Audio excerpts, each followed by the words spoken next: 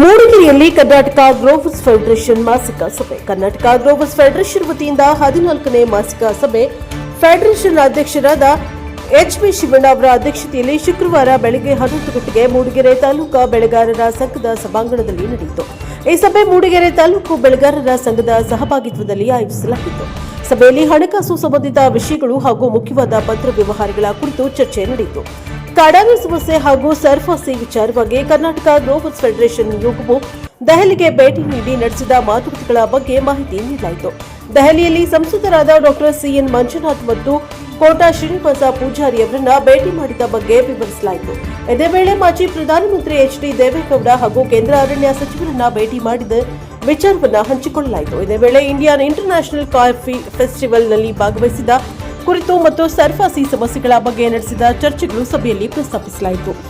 ವಿದ್ಯುತ್ ಪಂಪ್ಸೆಟ್ ಸಮಸ್ಯೆ ಕುರಿತು ರಾಜ್ಯ ಇಂಧನ ಸಚಿವರು ಆಹ್ವಾನಿಸಿದ್ದ ಸಭೆಯಲ್ಲಿ ಭಾಗವಹಿಸಿದ ವಿಚಾರವನ್ನು ವಿವರಿಸಲಾಯಿತು. ಮೂಡಿಗೆರೆ ತಾಲೂಕು ಬೆಳೆಗಾರರ ಸಂಘದ ವತಿಯಿಂದ ಕೃಷಿ ಮತ್ತು ಪ್ಲಾಂಟೇಷನ್ ಮೇಳ ಆಯೋಜಿಸುವ ಕುರಿತು ಚರ್ಚೆ ನಡೆಯಿತು. ಅಲ್ಲದೆ ಕೇಂದ್ರ ಸಚಿವರಾದ ಎಚ್.ಡಿ. ಕುಮಾರಸ್ವಾಮಿ ಅವರ ಕಾರ್ಯಕ್ರಮದಲ್ಲಿ ಭಾಗವಹಿಸಿದ ಬಗ್ಗೆ ಸಭೆಯಲ್ಲಿ ಮಾಹಿತಿ ನೀಡಲಾಯಿತು. ಸಭೆಯಲ್ಲಿ ಕೆಜಿಎಫ್ ಕಾರ್ಯದರ್ಶಿ ಸುರೇಂದ್ರ, ತಾಲೂಕಾ ಬೆಳೆಗಾರರ ಸಂಘದ ಅಧ್ಯಕ್ಷ ಬಾಳೂರು ಬಾಲಕೃಷ್ಣ, ಕೇಂದ್ರ ಕಾಫಿ ಮಂಡಳಿ ಅಧ್ಯಕ್ಷ ದಿನೇಶ್ ದೇವವೃಂದ, ಕೆಯು ರತೀಶ, ಬೀದರಹಳ್ಳಿ ಜಯರಾಮ, ಮನೋಹರ ಕೆಡಿ, ರಘು ಡಿಎಸ್ ಸೇರಿದಂತೆ ಅರಣ್ಯ ಇಲಾಖೆಯ ಎಸ್ಸಿಎಫ್ ಆದರ್ಶ ಹಾಗೂ ನೂರಾರು ಬೆಳೆಗಾರರು ಭಾಗವಹಿಸಿದ್ದರು. ಬ್ಯೂರೋ ರಿಪೋರ್ಟ್ ಪ್ರಕಾಶ್ ಬಗ್ಗೆ, ಎನ್ಕೆ ಟಿವಿ4 ಮೂಡಿಗೆರೆ.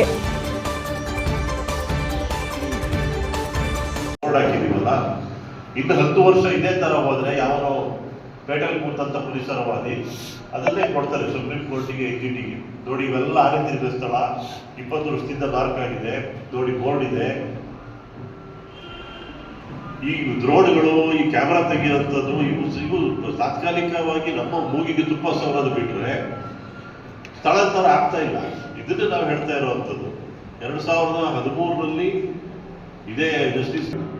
ಈಗ ನಾವು ಕೇಳಿದ್ರು ಮೊದಲು ಮೀನಾಕ್ಷಿ ಮೇಡಮ್ ಕೇಳಿದ್ರೆ 22 ಸ್ಥಳಾಂತರ ಮಾಡಿದೀವಿ, ಮತ್ತೆ ಬರುತ್ತೆ ಏನ್ ಮಾಡೋದು ಅಂತ. ಅದು ಉಗುರು ಬೆಳೆದಕ್ಕೆ ಮತ್ತೆ ಶಿಫ್ಟ್ ಮಾಡಿ ಯಾವುದೋ ಕಾಲದಲ್ಲಿ ಮತ್ತೆ ಆನೆ ಬರುತ್ತೆ, ಅದು ಫೀಸಿಬಲ್ ಅಲ್ಲ ಟ್ರಾನ್ಸ್ಲೊಕೇಶನ್ ಅಂತ ಹೇಳಿದ್ರೆ, ನಾನು ಮೊದಲು ಬಾಳೂರು ಸಭೆಯಲ್ಲಿ ಅದನ್ನೇ ಹೇಳಿದೆ. ನಮ್ಮಲ್ಲಿ ತಿಳ್ಕೊಂಡಿರೋರು ಯಾರು ಅರಣ್ಯಕ್ಕೆ ಹೋಗಿ ಈಗೇನೋ ಅನಾಥ ಕೆಲಸಗಳು ಮಾಡಿ ತಿಳ್ಕೊಂಡಿಲ್ಲ. ಅವರು ಕೃಷಿ ಭೂಮಿಲಿ 100 ವರ್ಷದಿಂದ ನಾವು KGF ದುಡ್ಡಿನ ಕೊರತೆ ಇರ್ತಾ ಇತ್ತು ಸರ್ಕಾರಕ್ಕೆ.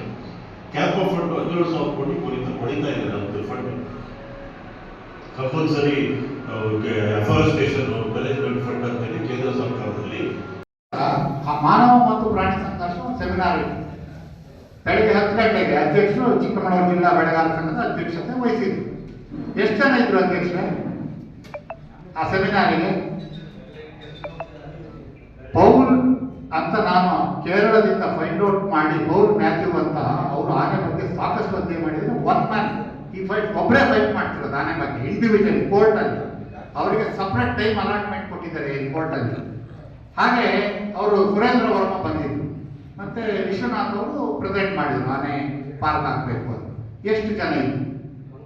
ಹಾಗಾದ್ರೆ ಯಾರು ತಪ್ಪಿದ್ರು?